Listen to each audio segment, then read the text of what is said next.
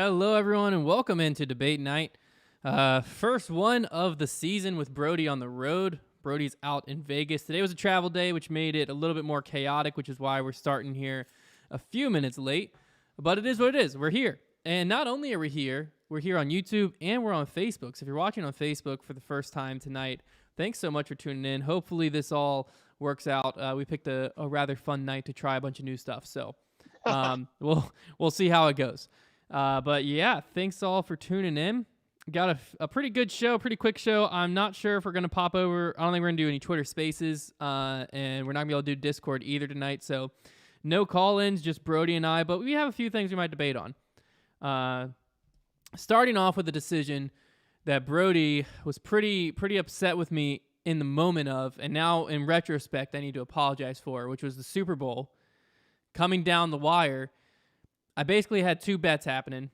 Oh, yeah. One was the Bengals money line. That's where my focus should have been.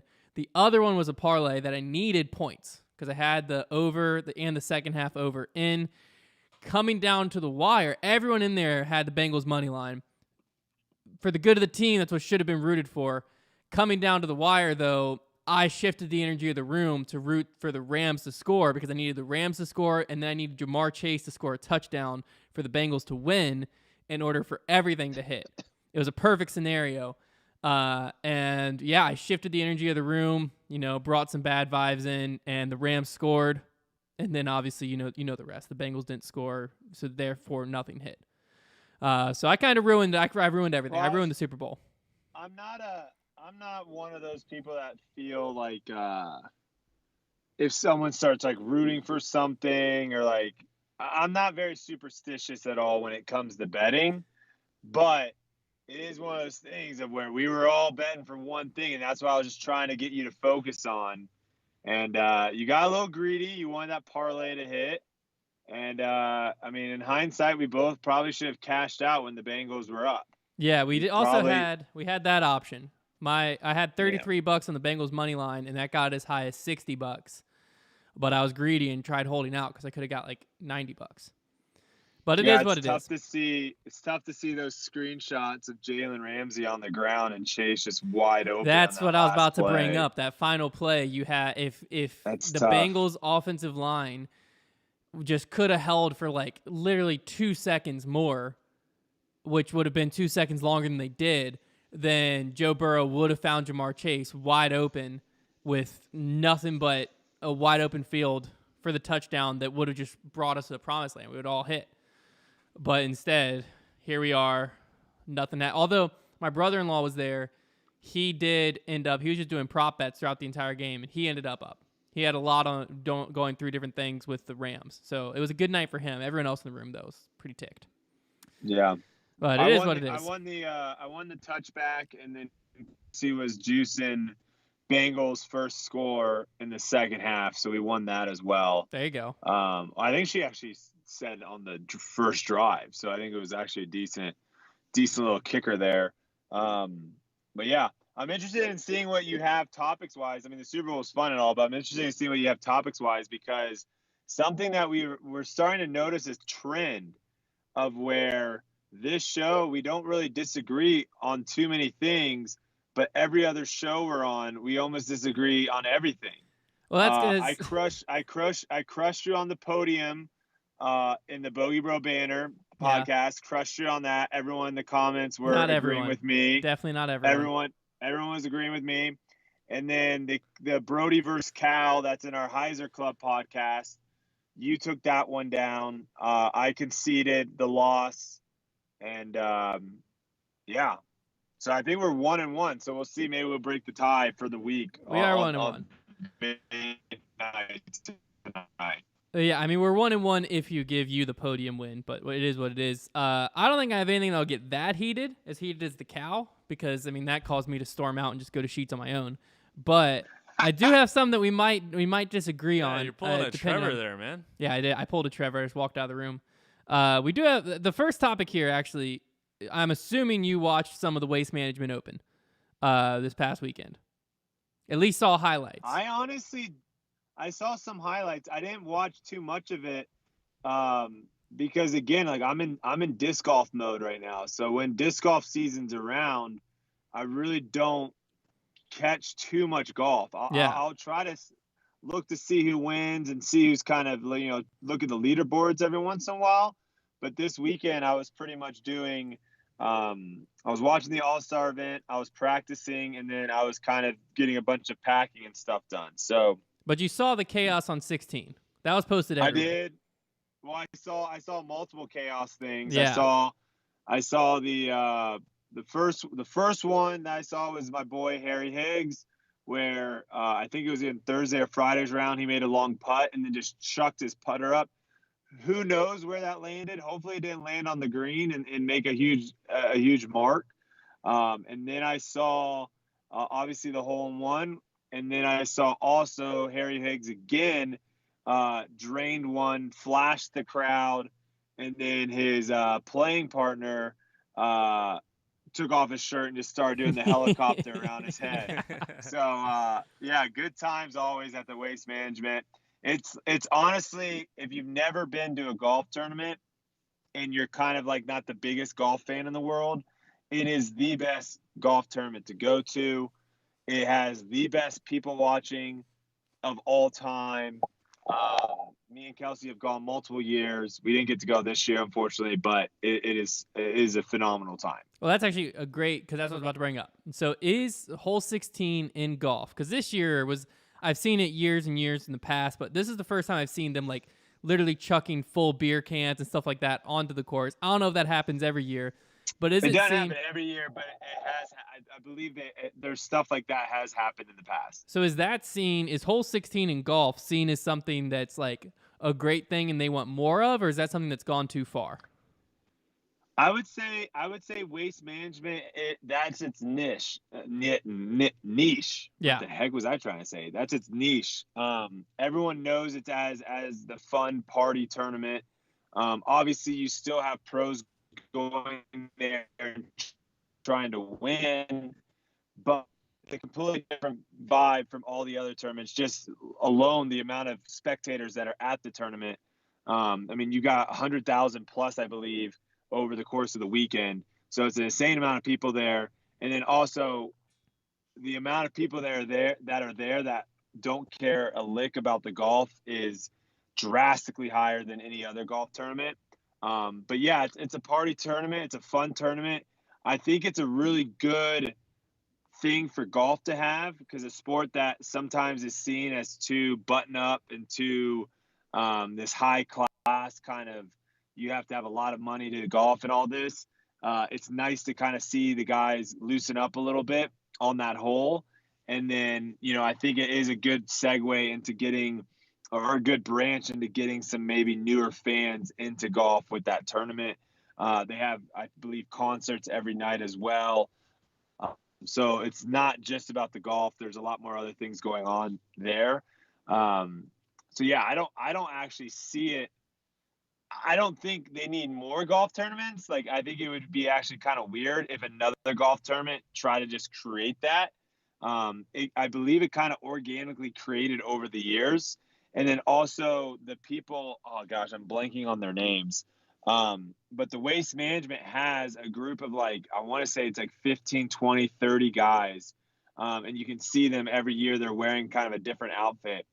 And those are really the people that are kind of local to the scene out there in the Scottsdale, Phoenix area. And those are people that kind of really bring the culture of the tournament alive. And so I think it'd be very difficult for another tournament to just be like, oh, we're just going to make this whole 16 at Waste Management. So I think they found a really good sweet spot. It makes sense too in the location. Phoenix, Scottsdale, if you've ever been out there, a lot of young people, kind of a big party town. So it just kind of makes sense. Interesting. Because when I was looking at it as like a third party, well, first off, I thought the timing was hilarious with the guy last week. Perfect timing, saying that golf wasn't a party sport and disc golf was. But secondary, when I was looking at it, the first there was two aces on hole 16 or hole ones on hole 16. Both of those, crowd going crazy, throwing stuff, makes sense. There's a hole in one. You know what I mean? Like, that never happens. But then there was one point where it was either think it was I always get him confused. No, it was Justin Thomas. Speed? It was Justin Thomas. Justin Thomas? He chipped a shot in. I'm almost positive it was him. He chipped a shot in, and it was a good shot, but it wasn't it wasn't a hole in one. It wasn't anything crazy. And they went crazy again, and you could see him like get a little frustrated with it, which is when it made me be like, has this gone too far to where like golf's gonna dial it back? But on the second hand of that was like, this is obviously getting a ton of exposure for golf and all of that. And I was wondering, in disc golf, should a tournament make that like, hey, let's make the loudest hole in disc golf where you walk up to it and, obviously in disc golf it wouldn't be 60, 70,000 people, but it might be able to be 400 or 500 people who are still, cheering the entire time you're, chanting your name walking up, similar to hole 8 at Maple Hill, but a little bit of a bigger scale where they can do it there or not. And if there is a hole, what hole would you pick as like, this hole makes a lot of sense to have it? Is it hole 8 at Maple Hill, or do you even think was it a bad idea for disc golf? Yeah, so I think Maple Hill, especially now with the playoffs being the way they are and it being towards the end of the season, I don't think that's a good idea. I didn't even think about it being playoffs. Because Waste Management's very early on in the season. And I mean, it's a big tournament, obviously, but it's not a situation of where guys are, scrapping for points near the end of the season to try to make it into the playoffs or whatever it may be. So if they were going to do it, honestly, like a tournament like Las Vegas, finding a hole at Las Vegas would be not a bad idea, or even I'm trying to think, like the earlier tournaments are kind of iffy, like Waco. There's not really a good hole. I'm thinking off the top of my head, because you need a couple things, right? You need an actual good hole to where it needs to be some sort of par 3 situation. But then at the same time, I feel like it has to organically happen. Yeah. I think with 16, it was kind of a twofold of where they organically allowed the crowd to kind of get rowdy. And I think some of the players played up to that, but at the same time, they built, the stadium and the people will come type of thing, where I don't know I guess if you find a good hole and you build like bleachers and grandstands around it, but I would say the only thing right now that's going to probably be stopping that is just the sheer number of fans at these tournaments is obviously way smaller. And then I would also say there is a large portion of people that come to these tournaments that just walk with cards. I would say you are probably not in the majority of spectators if you go to a tournament and just post up on a hole. Obviously, you said hole 8 at Maple Hill, and you have people there. But I would say if you looked at the grand scheme of the amount of people on hole 8 versus, and also the amount of people on hole 8 at 10 o'clock in the morning, not at 3 or 4 in the afternoon, right? Yeah. That percentage is probably gonna be really, really small. So I think for this to work, it needs to be a good hole. You need to build some sort of stand, and then you need to make sure that you have enough spectators coming. And I don't think right now, from what I have seen on the few tournaments I've played with spectators, it's not as common for fans to just post up on a hole. Yeah. You rarely ever see it. Well, but I have seen when they've been selling tickets this year for the Pro Tour, they seem to be selling kind of like different styles of tickets at most of these events, where there's like general admission, yes, and those are like general admission areas, and then like VIP OTB where you can follow. OTB Open's a good example. OTB Open, they had, I want to say, I can't remember what numbers, 7 and 8, 8 and 9, something like that. Where it was basically a tent kind of on a peninsula, and it was right caddy corner to a tee shot, either hole 8 or hole 9 or some hole. And then you could also see the previous hole 7 or something set up there. I want to say they actually were probably playing music as well, and there was a whole bunch of people there. So now that you brought that up, some tournaments you're starting to see something like that, of where like you have these VIP spots where some people are posting up. I was saying more generally, like, you're not really seeing where in golf you will see people literally just post up on the back of a hill Yeah. on some holes, because they love that hole or whatever. And they just And want to watch also that. that's the best way of seeing every player. Where Oh, right yeah, now yeah. in disc golf, yeah, right now in disc golf, the way it's set up, it's like there's not enough name recognition to where people want to sit and watch 4 hours of disc golfers come Mm-hmm. through, because there might be a section of an hour of where you don't know a single disc golfer that's playing. Mm. That will get better, obviously, but in golf, if you want to see all, the only way you're going to turn on to go through. Gotcha. That makes sense. Yeah, I think because the one of the main reasons I even wanted to bring it up of like, is it a good idea for disc golf, was because of how much I was seeing it on social media from across all accounts, just because it's a crazy thing to witness on hole 16 at Waste Yeah. Management. And I was like, that could be a good marketing tactic for an event, because if hole 8 at Maple Hill, unfortunately, I don't think it's the area around it's big enough to build it out to where you are going to have so many people there. But if a tournament was able to accomplish it, it does have to happen organically. And I also think it's a good point you brought up that the local community is like someone who leads it, because obviously like a lot of the spectators in disc golf, all the spectators are from the local community. But if it is able to turn into something, the reach within disc golf is going to be big for the tournament, because it becomes something you want to go be a part of like, oh, it's like Duke basketball. I'm a Duke fan. I have to relate it to something I know. Cameron Indoor is small intentionally. Obviously, Duke has enough money they could build a big stadium, but the reason they keep Yeah. it small and intimate is it's an experience. So when you walk into Cameron, if you're in the Cameron Crazies, I got to be in there for one game. Well, the general admission's like butted up next to it. It's an experience. It's something you remember for your lifetime, and it's something that you want to travel to go be a part of. So if a tournament in disc golf is able to create that type of atmosphere, because I'm not a diehard golf fan, I'll watch it here and there. Going to hole 16 at Waste Management looks like a blast. That looks like one of the more fun things you can do, regardless if you're a golf fan or not. So I think that's something where a disc golf tournament might be able to, if they're able to successfully implement that, it might be a good marketing tactic of like, I don't know, make it like a more fun atmosphere to come watch disc golf, and possibly if something crazy happens, a bigger, better look if it expands outside reach-wise to Sports Center, wherever it gets.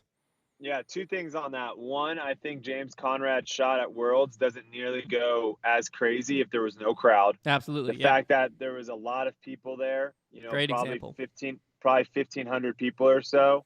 I'm not obviously a huge fan of fans running onto the actual course. Yeah. But the excitement, the noise, all that made that environment way cooler and way more shareable than if there was no one there. And then when you were just saying too about the experience, that is something that everyone, I mean, you look at AAA baseball game, for example, no one's really going to a AAA baseball game because they're watching incredible baseball. I've gone to multiple AAA baseball games. I couldn't tell you a single player that was out there on the field. No clue. But they do such a good job of making it a fun experience. So if you want to have it as a date night, if you want to bring your family there, it's a fun experience for everyone. And I think it's one of those tough situations with disc golf, because right now there's not enough money in the purses to where players are actually walking home with enough money. I think we just looked at Las Vegas. I don't know if this is something you're going to talk about, but the Las Vegas potential payout just came out, and first place is $4,000, right? The purses are still so low in disc golf that it's one of those, it's a tough situation, because do you do something where it's like, okay, well, maybe if we start spending a lot more money on amenities and the experience, so that way spectators, when they come, it's not just about the disc golf, it's a much more bigger event than just that. Yeah. Maybe we get more spectators, and then the purse gets bigger, and then players might make more money for winning. So you might look at it that way. But then there's another thing of where it's like, okay, well, if we spend all this money on all this stuff and disc golf isn't there yet, now we're just wasting all this money. And it's a very tough situation to be in. But clearly, there's a lot of things that the disc golf pro tour can do to make it where it's not like you're just showing up to a park and Yeah. watching. Okay, right now, it feels like you're almost going. You know, what it feels like. It feels like if anyone ran cross country, they'll know exactly what I mean. It feels like you're going to like a high school cross country meet where you show up, you're in like basically a park, and there is some sort of like signage and stuff like that. There's some porta potties here and there, and that's basically it. Yeah. So if they can make it more an event, have like vendors that come out, and instead of just like, maybe instead of just having a tent and they're underneath the tent, maybe there's actually an experience there. Stuff like that, Yeah. I think matters a lot. But again, it's a very difficult situation to be in because it's like for them, they have to figure out we only have so much resources right now. Where should we putting our time and effort into? Yeah. Well, especially now that they're starting to charge spectators, it's one thing if you charge and there is some type of experience, like you're saying, versus if you charge and nothing changes, and it's like, hey, last year I walked into this public park for free and watched disc golf, and now this year I got to pay $10 to do the exact same thing. That's a tougher look than, okay, well I paid $10, but I at least get, I now get access to the fly mart that's here, or at least I get to X, Y, or Z, or, on my VIP pass, it does get me access to follow this card all the way through versus, the $5 general admission, you're parked on three or four of the holes or something like that. So they're definitely focused on it somewhat, but yeah, it's a good point that disc golf has to just kind of grow a little bit more to make the return on investment worth it before they start pouring money into fan experience. I also think too, it's not only on the disc golf pro tour here either. I think it's also on the sponsors of the tournament as well. What you just mentioned is something that I think obviously some spectators and stuff might get excited about, like a fly mart, and get to see all these discs and stuff. But that is such a, like, seeing the pro shop and stuff at or going to like the NBA store or whatever it is, like everyone wants to go and pick up merchandise from the event, the sporting event you're at. That's always a fun thing to do. But if that's all you're ever doing, I feel like the bar is so low that someone can come in and create some sort of experience that could be really exciting for fans to come in and do. And it's, again, like, it's just building certain things out. So like instead of just having a net and someone like holding a radar gun and you just throw a disc and you see how fast you can throw it, somehow building that out to where it actually looks like some sort of like standalone experience, I think would do wonders versus right now. A lot of times it's very bare bones. Everything is very, very bare bones. Yeah. It'd be kind of sick. It'd be kind of sick at that, what you just said, the radar gun thing. This idea just came to me when you're talking about it. If like you walked up and there's like a board behind the net, like you're throwing into the net in the middle, and the board around it like has like Simon's throw speed, Paul's throw speed, like all these different throw speeds, and then yours. So you like when you throw, you're like, oh shoot, I'm 25 miles an hour slower than how fast Simon's throwing it, or like something like that, to where, or even I don't know. What would be even cooler would if you did something along the lines. Again, these are all things that are feasible to do. You just need people to be on the job doing it. Like something that would be sick to do for like the throwing thing is, when you go to the fair and you like hit the mallet on the thing and you see how high you go up. Yeah. Have something like that of where what you were just talking about, have Drew Gibson, Simon, Eagle, have all these different players on the level. And then when you throw, you just basically have a system set up of where where that goes. And so then you have that little do, and you see how high you go up. So maybe you have like an MA4, MA3, MA1, and then you start going pros. And so when you go up and you throw 50 miles an hour, it's like do, MA2. And then like, I mean, just something as simple as that. Small stuff like that goes a long way. Is anything like that even happening at Pro Tours right now? Like a fan experience stuff like that, of like events to do outside of just watch disc golf? Well, didn't you do something at USDGC where it's like you just threw Yeah, discs out? USDGC had it. Yeah. But see, that's what I'm saying is like I think what they had was like you just threw a disc out in the field and Yeah. they told you how fast you threw it. Yeah, that was how fast. They also had like accuracy and a putting challenge. But USDGC was one of the first events I've ever went to that was there. College Nationals had something for us as like the college athletes at the Fly Mart where you could throw and like get your speed. But I'm thinking like any tournament. I'm trying to think. I've been to quite a few pro tours and I haven't really seen that. You ready for another experience that would be sick? Yeah. Dye your disc. Heck yeah. Spend like 35. It's like $35 or $40, and they basically walk you through how to dye your disc. And you dye your disc right there, and you set it up, and then you go out and you watch disc golf the rest of the day, and you come back and your disc is ready to go. Like, they're just small things like that.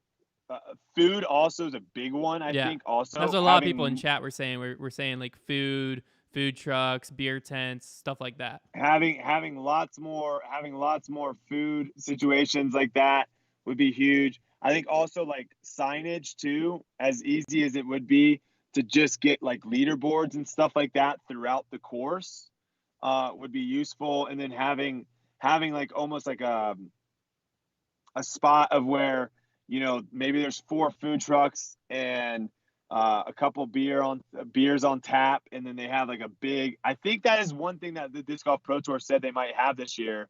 So it'd be interesting to see how they incorporate that. Of where I think they're going to have like a huge TV broadcasting it. So like that would be a cool like hangout spot to come back, watch some coverage, eat some food, hang out, maybe have some baskets around there. Yeah, there's a lot of stuff. And also I don't think everything has to be disc golf, right?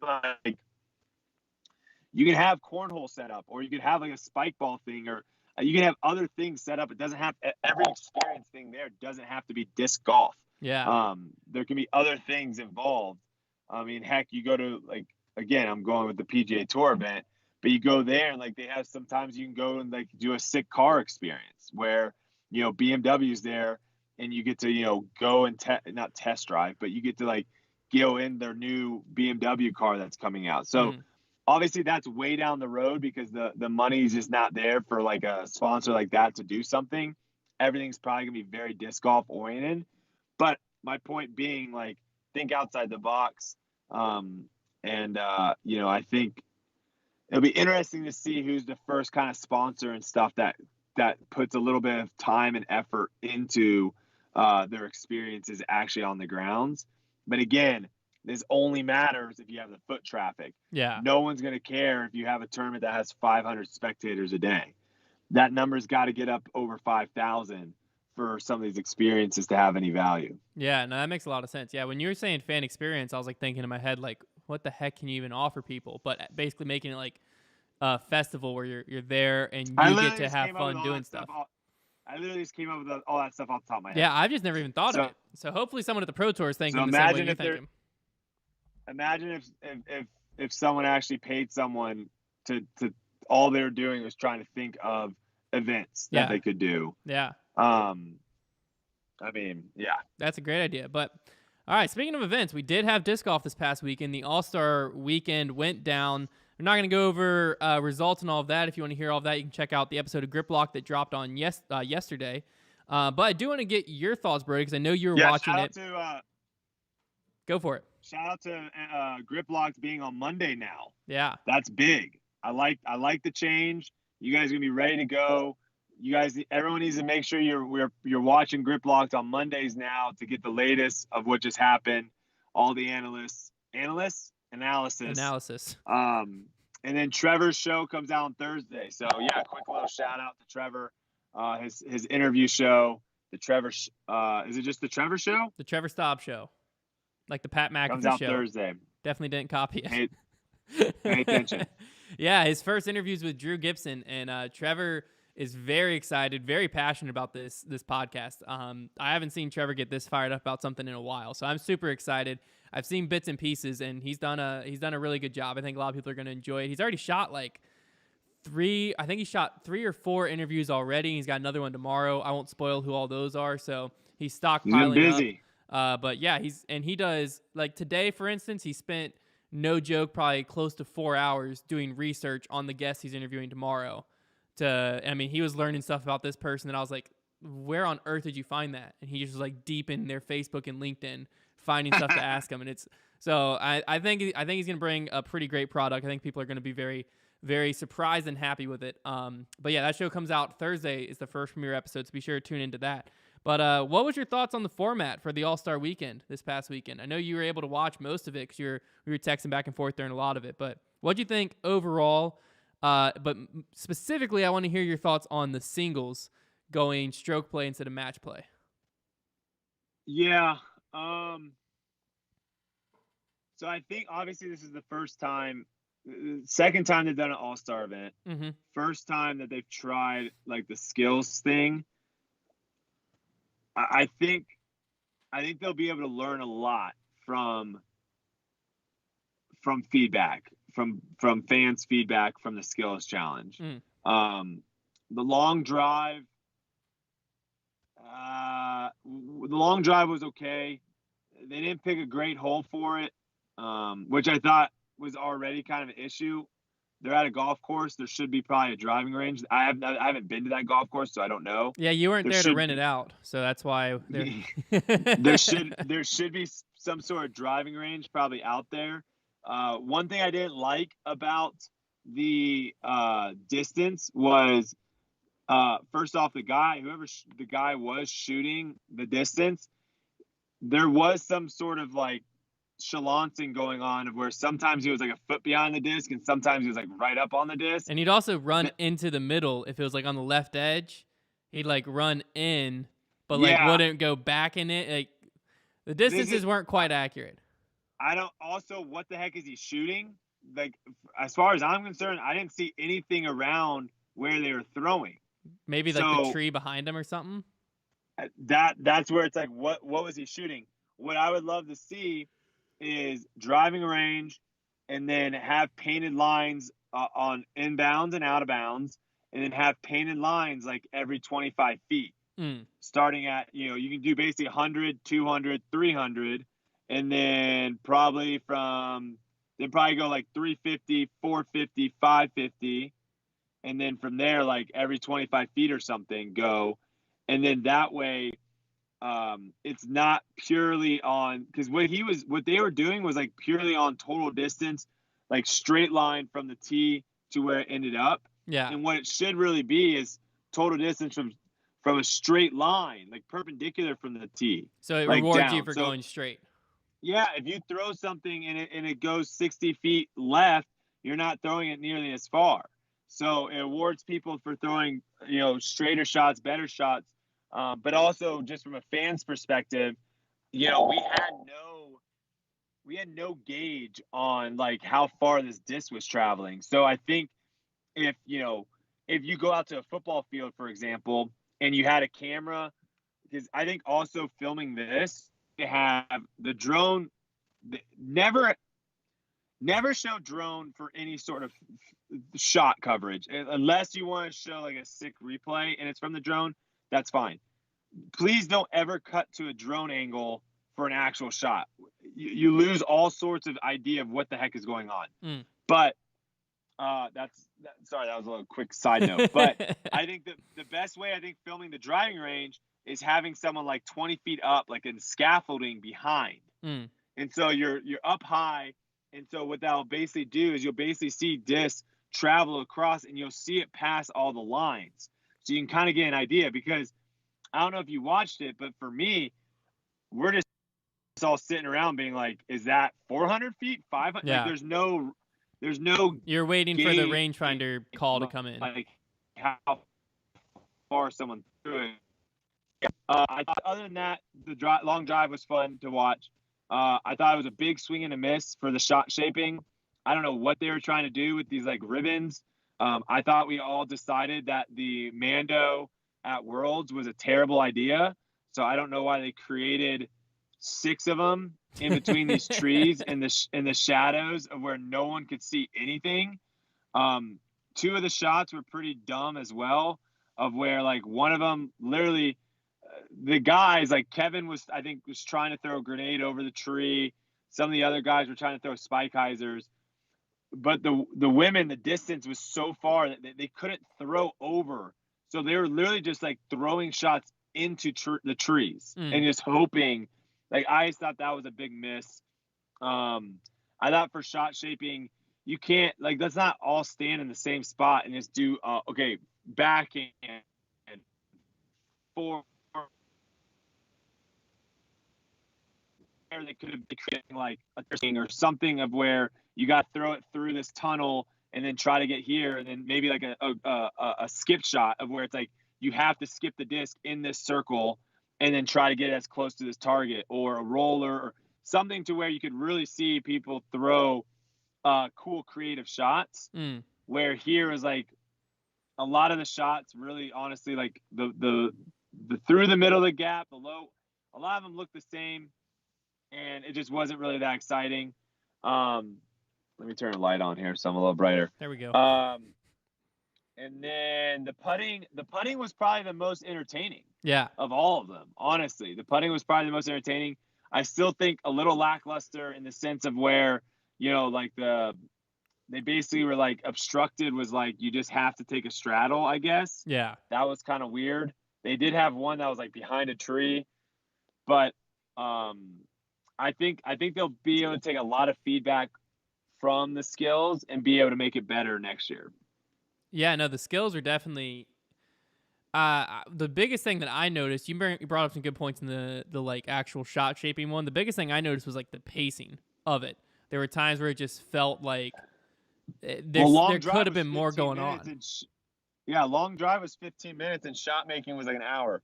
Yeah. When I was telling Trevor, because Trevor was driving during it, so I was trying to like summarize it for him, and I was like, realistically, I think that they should have definitely had the men and women going at the same time to avoid that hour lull, and it also could have helped with some of the lull because like as soon as the men are done with distance, you go straight to the women with the shot shaping.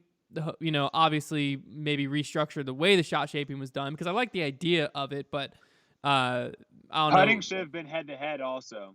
Putting all head to head would have been great as well. Yeah. It got exciting at the end. It got exciting, sure, but it would have been a lot more exciting, I think, if they were going head to head with someone. So instead of you putting 50 times and then your turn is over, like you putt once and then the person you're going up against walks up and putts once. Yeah, and that also would have made it more exciting because like there was a chance more pressure. There was a chance for the first person out, which I think it was Yuli. There was a chance for Yuli to set a line that no one else could touch.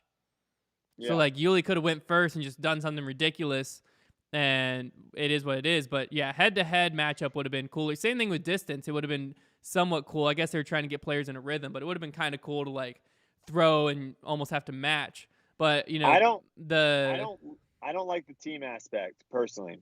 Oh, for the All-Star Weekend, you didn't like the team? I think, especially for skills, it makes absolutely no sense.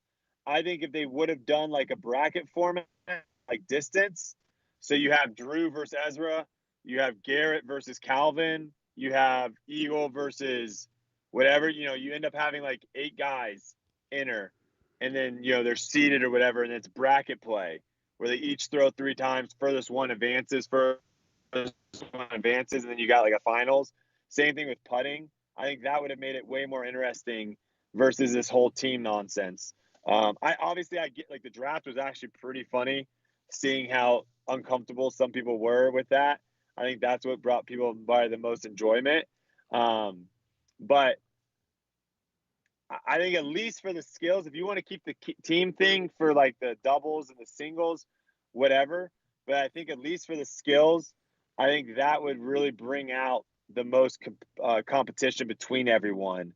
Is if at the end of the day you're like this person, same thing as like 3-point shootout, dunk contest, like having someone be like, this person is the long drive winner for the All-Star 2022. This person is the putting winner. Yeah. For whatever. Like almost remove it from the actual team event.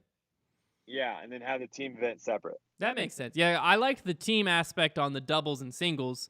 I thought that kind of played in together. But the skills aspect, you're right. Because, realistically, when it was all said and done, there were so many points on the board for singles on Sunday that no matter what happened Friday and Saturday, it was a wash going into Sunday. Realistically, whatever team, I mean, you might have had a point or two advantage if like everything went your way, but realistically, whatever team on FPO and MPO did really well on Sunday was gonna walk away with the overall championship. Doubles, I think, was fine head to head, and I think singles head to head. Would you have preferred it to be match play over the way they did it with stroke play? I think so. I mean, obviously, it came down, you know, the way it worked out. It worked out very exciting because the last match was going to decide who won, and it just so happened to be Calvin and Eagle going back and forth, and Eagle making that incredible putt. Yeah. Throw. I don't even know if you can't call that a putt. So it ended up working out for sure. But the reason why I don't necessarily like stroke play as much is, look for example, like the Matty O Nico battle where Nico aces, Matty O bogeys. That's a 3-shot swing right there. I just think match play, it's way easier for the Disc Golf Pro Tour to have multiple matches going on and explaining what's going on. That, I think, was one of the big blunders, I would say, of the event, was the fact of, like, they would literally just pop up like, oh, right now, if the event ended, Team Calvin would have 7 points and Team Eagle would have 5. And that's what they gave us. Versus, like, having a screen pop up and it shows Calvin's +2 through 7 and Kevin Jones is +1 through 5 and ball, and you just being able to read it really easily. I think also match play makes it to where you get a lot more exciting plays, similar to like Eagle making that shot on 18. He knew he had to make it, so he took a little bit more time, focused on exactly what he needed to do to try to make that shot. In match play, if you throw a bad shot, tee shot, and someone parks it, you no longer are just like laying up and tapping in and moving on. You're now trying to make that shot from 150 feet, which I think in disc golf has a huge advantage over golf match play, because players can throw in from distance, where in golf it's like it's a lot less likely for someone to like chip a shot in or pitch a shot in. So I think you kind of lose that a little bit not doing match play. Yeah, what was funny is I enjoyed the stroke play aspect, and one of my arguments for the stroke play aspect was actually your argument against it, which was the Nico and Matty O situation, because, and it happened too with Rebecca Cox and I believe it was Sarah Hokum. Theirs is on hole 18. But what I like about stroke play is you do have a chance where, like, if it were match play, I'd have to go back and look hole by hole basis. But if it were match play, you have a chance for the match to be over through 10 or 11 holes. The Yulee match would have not made it past hole 12. Yeah, but realistically, Yulee could have somehow come back in holes 13 through 18 stroke play. Yeah, there's obviously different advantages to both, for sure. Like, there's not one that's better than the other. But then, like, if Yulee, like, disc golf is also another sport where it is very hard to make up. We all know it's very hard to make up a lot, especially on a course like that, where they set that course up to make birdies. They did not set up that course to be very difficult. So if someone's 6 shots down with 6 holes to play, that match is over. So luckily, we didn't get in a situation where the Eagle Calvin match was close, and Kevin Jones started falling apart a little bit to where he made the Adam Kevin Jones hole or match decently close. So, like, some of the matches at the end got close, and so it was exciting. But if those things are lopsided, of where if someone's just not having a good day or not putting well, now you're getting a situation where it's like, okay, we're just having to, these guys are just continuing to play, and this match is over. Yeah, that's fair. That's fair too.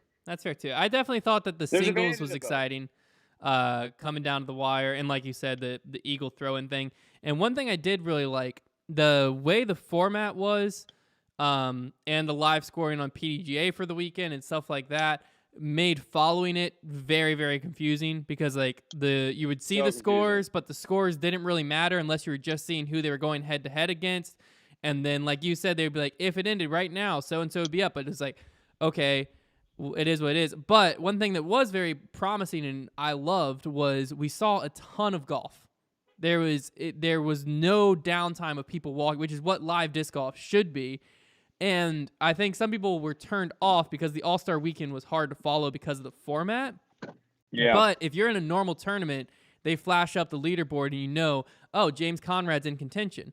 Then they cut to James Conrad. It's a lot easier to follow and understand what's going on versus, okay, James Conrad's 12 under, but now I have to remember in my head who's he going against at the All-Star Weekend. But I did really like it felt very good pacing. It didn't feel like I was sitting down and just like walking along with the card, but I'm sitting in my living room. It felt like I was seeing 80% of the golf that was happening on the course, and stuff that wasn't very important, I wasn't really seeing, which isn't something I could really say much about last year's coverage and years in the past coverage. So it seemed like they either added cameras or took some notes on switching. But I don't know if you noticed that too, but I was very impressed with the actual like pacing and switching of the live stream. Yeah, and I think it'll only get better because they obviously have more cameras to film a lot more shots.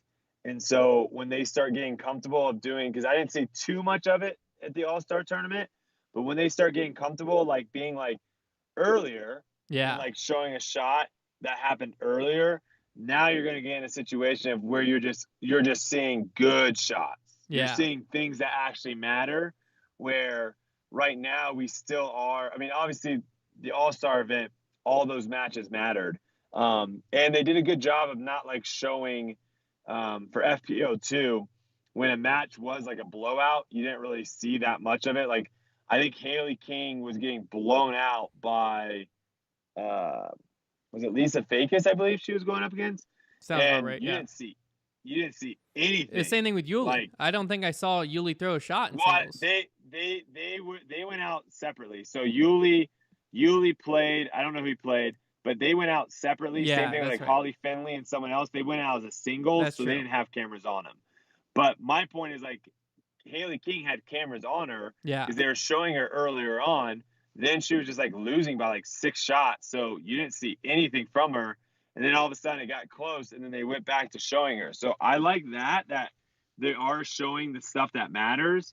And then hopefully when the around too, they can start being like, even if someone were over par for the day or whatever, if they throw a 6 shot, they can say earlier on 5, check out this shot.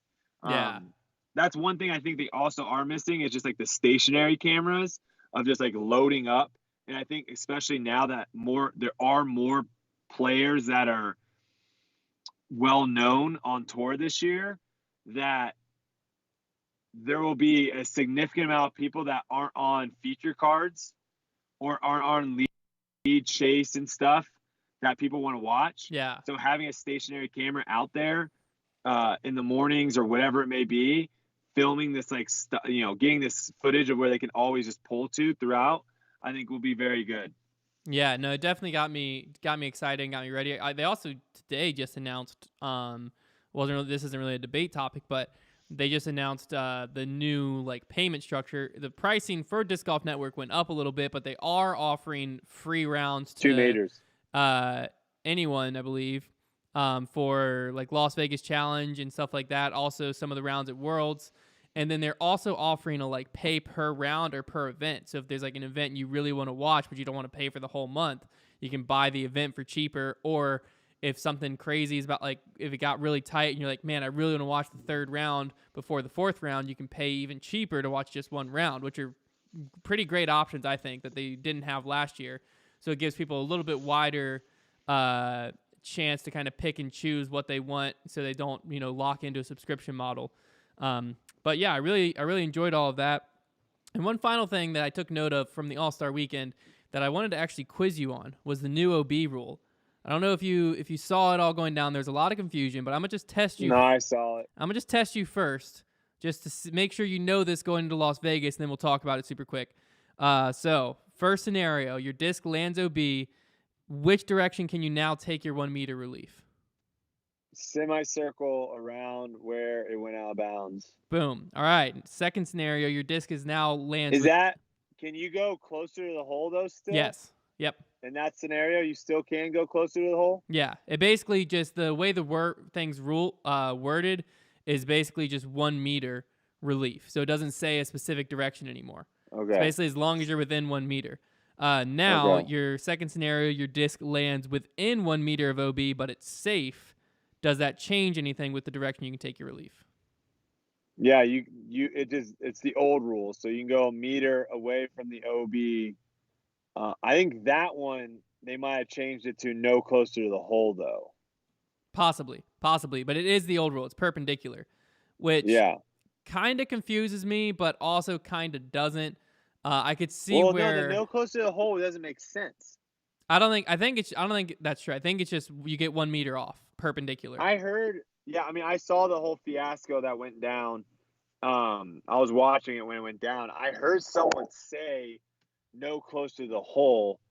I don't know why I've they never said that read or no what. closer to the hole other than casual relief in disc golf.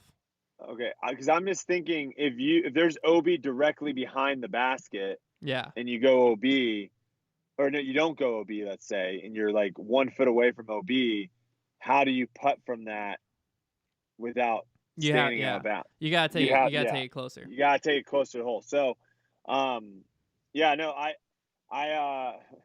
it could have, it unfortunately happened to the wrong person. I think if that scenario happened to anyone out there, I think they probably would have done the same thing. It was just kind of funny that it happened to the person that is like the spokesperson for the PDGA rules. Yeah. Um, but yeah, I mean, I think it's one of those things of where you're going to have a lot of people being like, "It's your job, you should know the rules," but then you're also going to have the pros tell you there are so many rules and so many very specific rules that there are certain times where it's not worth being like, "Oh yeah, I'm 99% sure this is the rule," and like getting a stroke penalty for it.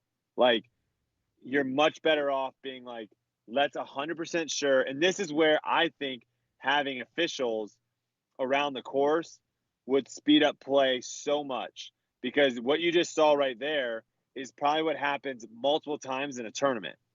And there's no way you can tell me that a marshal on a golf cart can't get to that person faster than it takes someone to pull out their phone, go on the website, look for the exact rule, read the whole rule, interpret the rule. Like, that'll just side to my decision of having marshals out there whipping around, because even if they give you the wrong thing, if they tell you to do something, like, that is, you're good. Yeah. Yeah. Now, do you think that this is a scenario where, like, because your certified officials exam lasts 3 years, I believe it is, somewhere in like 3 to 5 years range, to where like you can be certified at this point with how many rules have changed in the last few years. You can be certified on PDGA rules that are just nowhere even close to accurate. Do you think it's something where pros should, like, if you're a touring pro, either the Pro Tour or whoever would require like a recertification before every season or something like that to make sure? Because like there might be pros that just have no idea the OB rule changed, or have no idea that the stance behind the lie changed last year, or this year if you want to walk up and wedge your putter into the side of the basket instead of dropping it into the tray, that still No, counts, I but hope last year someone it does didn't that. count.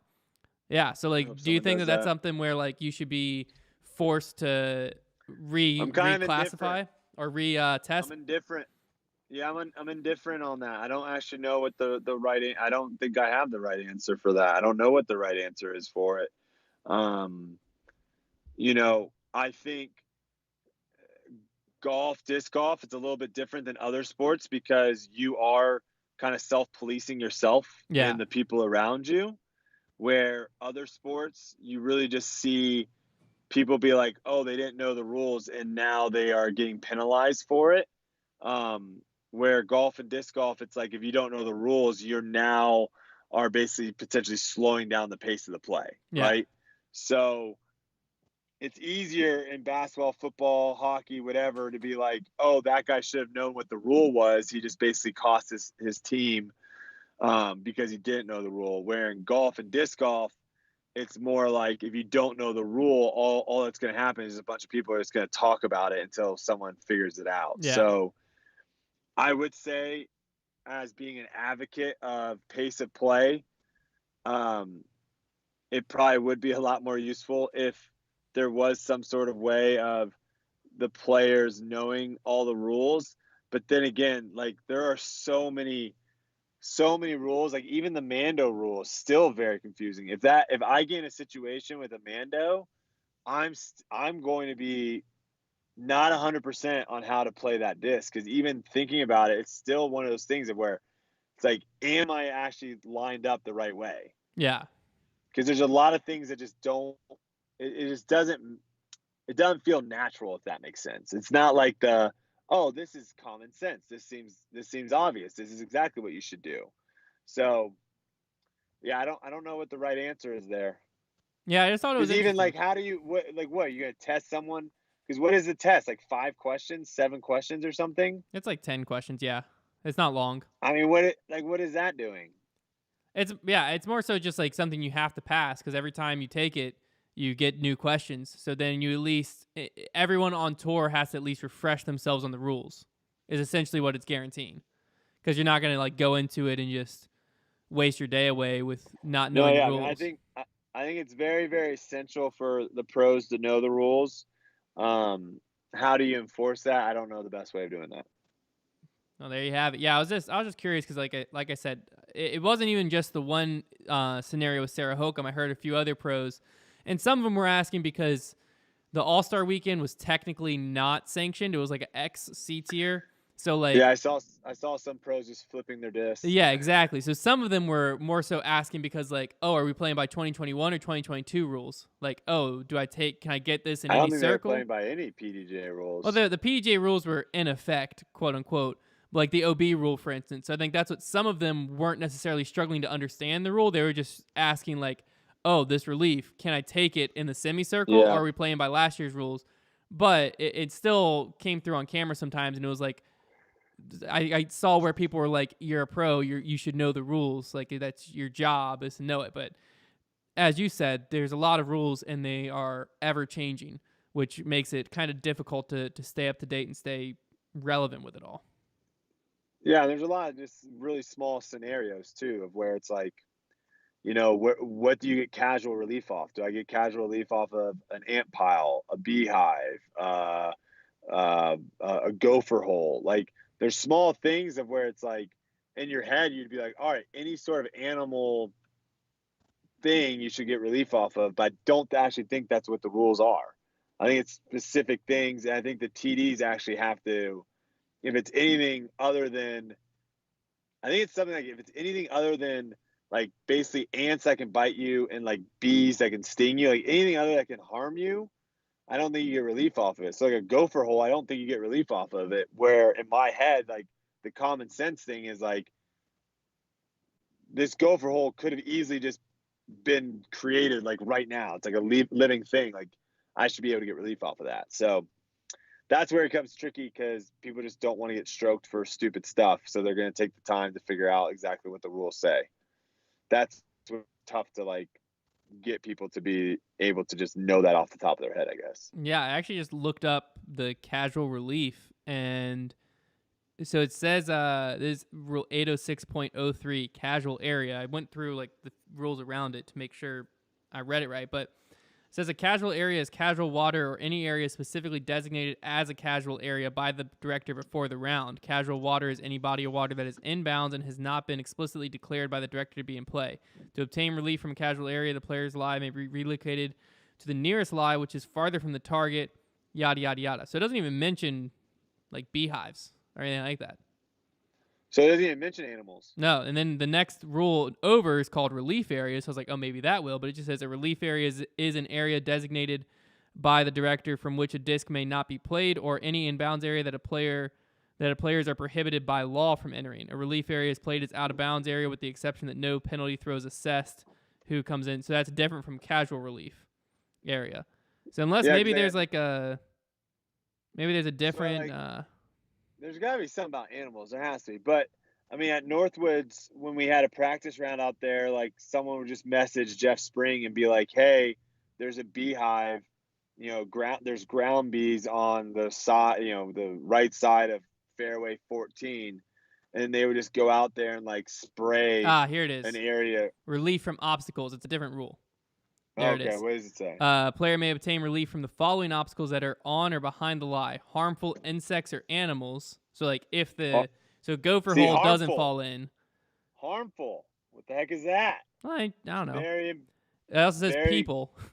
Harmful insects or animals, people, or any item as designated by a director. Wait, so like the harmful is like. Hold up, can we big brain this? Could my lie be weird and bad so you come stand on my lie and now I get casual relief farther back because there's a person on it? I don't know why there's people. It says people. I don't know. Harmful insects or animals, people, or any item as designated by the director. Why would there ever be people in your way? That I don't know what that means. I don't know, but that might be like one of those rules where it's such an old rule because they're like at a park that public people are it's at. back in the day, and it's back in the day. And it's like the picnic. Someone's having a picnic right and refuses. Refuses to move. That's got to be what the rules for. It was last updated this year, 2021. Well, I know they're not going back and like updating outdated rules though. Yeah. Like that's an outdated rule. There's never going to be a time where there's a person in your way. Maybe, who knows? You literally ask the person to move. They're a spectator. It also, so this might come in your gopher hole, might come into this one. It says if an obstacle physically prevents the player from taking a legal stance behind the marker disc or from marking a disc above or below the player surface, they may mark it immediately behind. So like if you could, what does that mean? If you could argue that the gopher hole prevents you from taking a legal stance because your foot would roll and then it becomes a harmful object, I don't know. You could probably argue your way around it and get relief off the gopher hole. Is basically what I'm saying. I mean, I saw Michigan and there was like a pipe or something, some sort of irrigation thing or something that was like sticking out of the ground, and she had to deal with that in her run up. So she ran around it. Yeah, there's small things because of the run up in disc golf that creates a little bit more of where it's like you can't really come up with certain things because then people are just gonna be like, oh well, I want to run up like this. Well, this all has nothing to do with the run up. This is just addressing your lie. I'm saying you can't get into the run up because then you'll have players being like, oh, I want to run up like this, when in fact there's no way they would actually run up like that. The only reason they're saying they do is because that way there's something in their way and they get a better lie. Yeah. Because it's very difficult to be like telling someone like, no, you wouldn't actually run up like that. Yeah. Because people could have different angles of their run up, right? And so if you're like, oh, if I go this way in my run up, this gets in my way, now I get a free lie. So that's where it comes in. But all right, enough with the rules. Boom. There you have it. There's the rule section. Maybe I'll bring back the make that call segment on Grip Lock this season. I haven't done it in probably like 4 months. That was always a fun segment. What the heck? I like that segment. I haven't done it in a long time. I'll bring it back. Maybe I'll bring it back and just surprise Trevor on Monday. He just won't expect it. He won't even know it's coming. Yeah. But that's going to wrap up for all the topics. But you're out in Vegas prepping for the Las Vegas Challenge. What are your plans for? Because you're out there. I mean, you got what, a week and a half? Close to it? Yeah. Well, I mean, Virginia might have been one of the worst places to move for off-season training. It is what it is. I want to go back and screenshot the text of where you were very adamant of like, oh no, it never snows here. It very rarely snows. We've just gotten snow, like we haven't just gotten snow multiple times. We've gotten it to where it's like snow's been on the ground for days. Yeah, that never happens. Which is what you brought a lot of bad luck this winter. Because you experienced December. December is like a normal Lynchburg winter where it's like you go out for like 3 or 4 days in a row. And it's like, oh, it's cold. And then it's 50 on the weekends. And you're like, oh, okay. It's back to being warm. And then January came and it's been an actual winter. Like it's been snowy. It's been cold. There's been ice on my window every morning. I'm not used to even defrosting my car in Lynchburg. Normally that happens a few times a year. And I got to do it every morning right now. You brought bad luck upon us. That's what happened. That made my decision pretty easy to come out here a little earlier. Luckily, my buddy lives out here, so I'm able to crash at his place. But yeah, I just played a course it was kind of fun to play because it was, I want to say, a month or two after I started playing disc golf. So Mm. like almost like 2 years ago, I came out and played this course with a bunch of my frisbee buddies, and it's always fun to go back and play courses after you've like gotten a lot better. So I played that course real quickly out here, obviously before debate night. But yeah, my plans this week are, spend a lot of time in the field. Discs do travel differently when you're throwing in 70, 80-degree weather than 40-degree weather when you have all those jackets and stuff on. So spend a lot of time out in the fields, dial in a couple new discs too, make sure I have solid backups and stuff because there is some water on these courses. And then because they're all courses, I'm going to try over the next couple days to get out there and play a little bit on some of the courses. And then they have, I think this is different than in years past, they have scheduled times for players on courses. So if you're getting in, let's say on Monday, and you've got Monday, Tuesday, Wednesday, they're allowing you to go out early in the morning and play whatever course you want, but like they're blocking it off to where it's like from 10 to 4. Like if you're in MPO, you can only be on this course on Monday, and you can only be on this course on Tuesday. So my goal is to obviously you play the Innova course twice. So I'm obviously going to try to get as much reps as I can on that course. But I also want the factory store. I felt like I did decent on.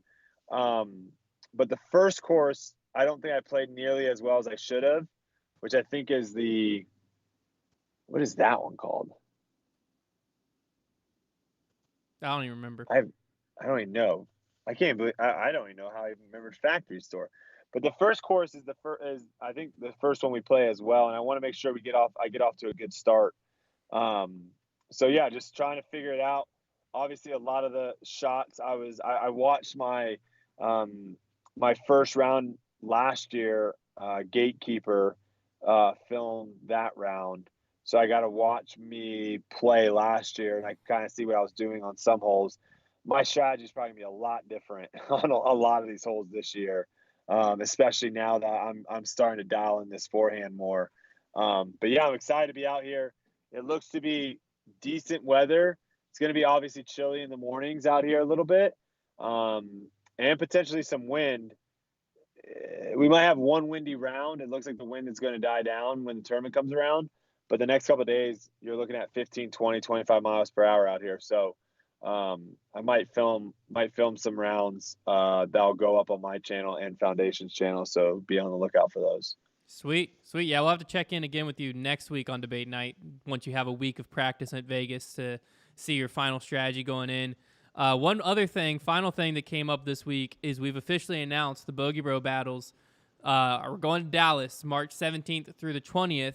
And Brodie, we're playing against some of the Easy 3 guys, which is, your group. My old stomping grounds. Yeah, you regularly played against. So I got to know your official pick. We're playing them at BBO and 2.0, Woods at Trinity, whatever that course is. Who are you taking? You taking Trevor and I, or are you taking them on their home course? Well, so there's a lot of scrambling going on right now with the Easy 3 guys because the two people that I think would be the best competition for you on that course, Phil wants to caddy for me in Belton. So he's kind of like up in the air now of like, well, am I caddying for you or am I going up and doing this? And then the other guy, Sean, is a firefighter. So him getting off work is not like a guarantee all the time. So right now there is a little bit of commotion of what's going on over there. I will say you guys probably have a better chance of beating the Easy 3 guys at that course than you do if you went to like a McCord, Bill Allen, some of these smaller pitch and putt courses where doubles these guys, you go up against the likes of Bear. Johnny's apparently gotten really good as well. You're looking at a team that can shoot 15, 16 under par. Yeah, we knew better. We knew better than to challenge Bear at a course like that. We learned our lesson. Bear, he gets his putting going. Watch out. So I'm going to go ahead and say, are you guys going to get a practice round, or are you playing it just, again, first time? They're showing up. They also said they're going to put it in the gold layout. They said they talked to the course. Well, yeah, they have to play gold I don't even layout. know what that means. I don't know if that's what we played it in, but. Yeah, we played in the gold layout because, like, the third shot was that sixth shot on the peninsula. That's the onto gold the water. layout. Okay, sick.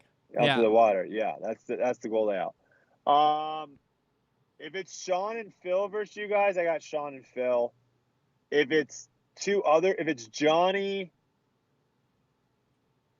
if Sean and Phil aren't in the mix and it's Johnny and someone else, I'll probably take you guys. Heck yeah. All right, there we go. The other two people you don't know, we're going to play them at Harry Myers in the afternoon. If you're in the Dallas area and you want to check that out, more information can be found. We have our Facebook event up in the Foundation Nation Facebook group, which if you're not a part of that, you got to get a part of that. But there you have it. That's this week's show, unless Brodie has something else he wants to bring up.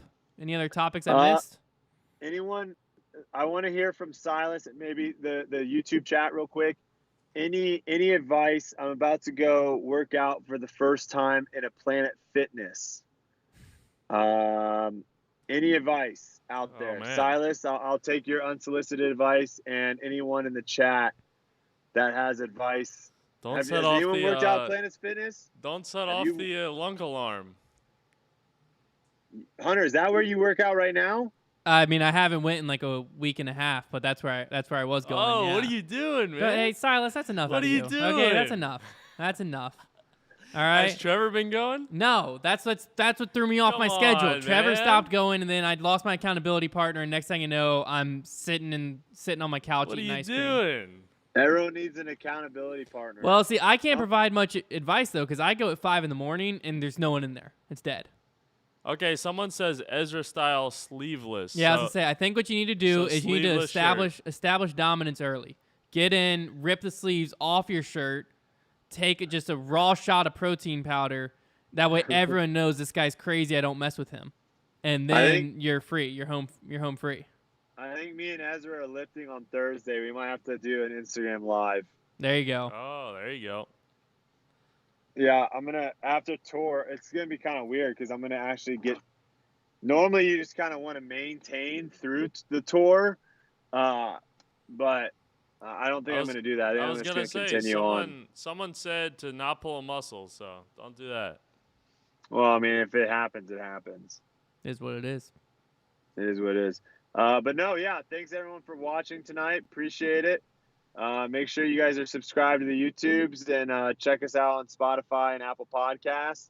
All the people, do we have a decent amount of people watching on Facebook? Can we even see how many people? There's a few people watching on Facebook. I think it'll get bigger over there. Okay, yeah. So Facebook's an option now too to watch live.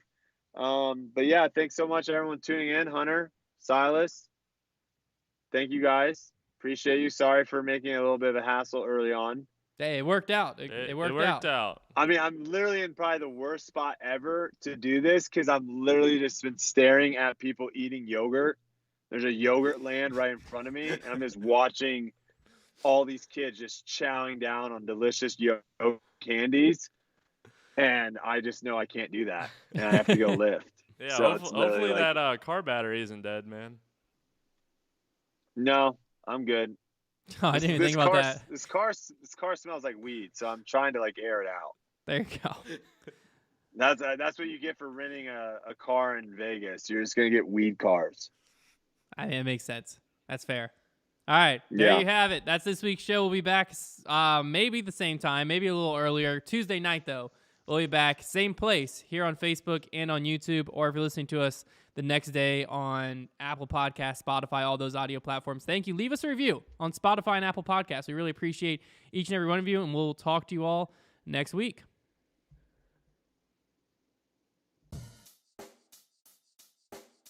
Check the mic and make sure it sound right, boys.